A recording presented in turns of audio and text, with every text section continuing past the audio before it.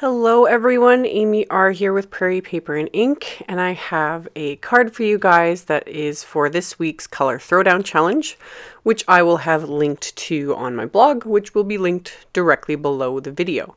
So this week's challenge was basically like a royal blue, a mustard yellow, and white.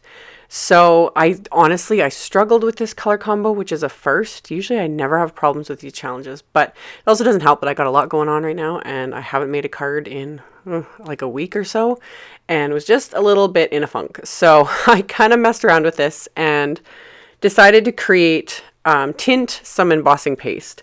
So I mixed some embossing paste on my craft mat with, I started with chipped sapphire distress ink and went over it many times, mixed it quite a few times. You can see I made a mess of my craft mat with it to get it really dark. I even added a little bit of black soot, just kept playing around with it until I got it like, I wanted it really dark, which is kind of hard when you're working with a white paste, but I was able to manage it.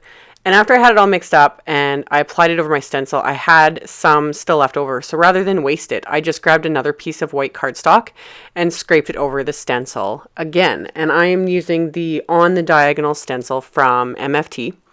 And I purposely didn't want it perfect. I wanted it a little bit messy. So that's why I didn't bother taping anything down. I just put the stencil over it and scraped on the embossing paste, and then I went and put the stencil and the little palette knife I'd used in a container of water so that it could soak, so that you want to clean that like immediately. So once I did that, I set those aside to dry, and then I have this Friend die cut from Mama Elephant. It was part of the Friend Indeed pack that I picked up from Simon Says Stamp not too long ago. I just showed it recently in a haul video.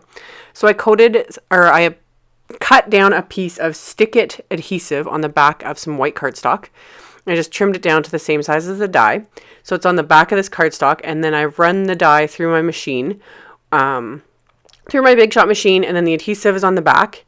And then I did it a second time without removing that die cut because there was no point for it. Plus I'm going to do some sponging. And like I've been showing quite a bit lately, I like to leave sentiment die cuts or any finer die cuts in the scrap of cardstock I've cut it from, just to hold everything in place. So I applied the adhesive, another piece of adhesive again, and then die cut this a second time. And then I'm going to pull off the die here. And then I'm going to use that same chipped sapphire distress ink along with a mini ink blending tool. And I'm going to start sponging. And I'm not worrying about the die cut there on the right because that's going to be just adhered underneath. So I didn't care if I got ink on it or what happened to it. It didn't matter.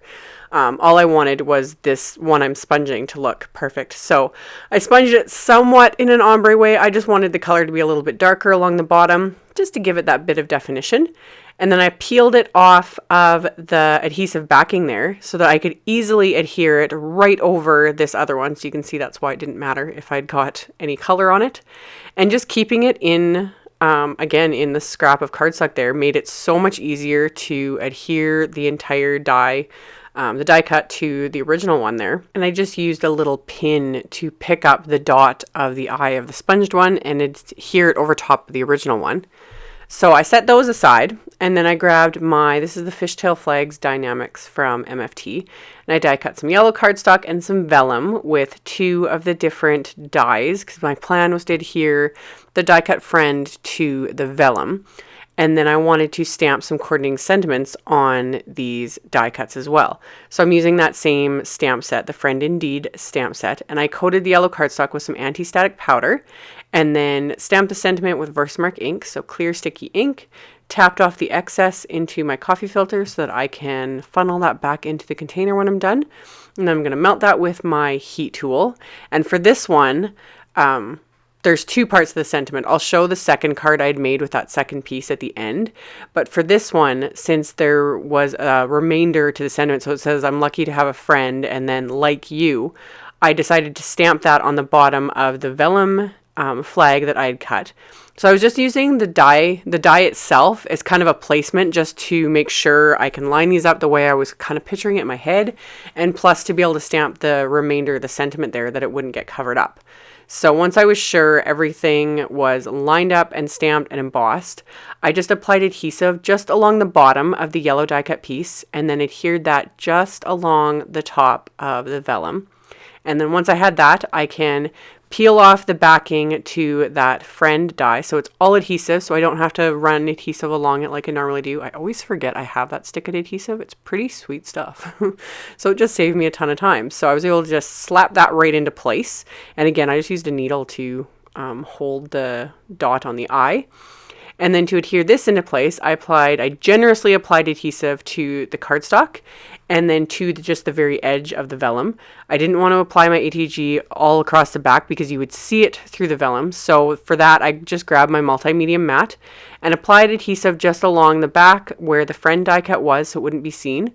And like I said, I was generous with the adhesive because I'm adhering it over this embossing paste, so it's not, a perfectly smooth cardstock surface.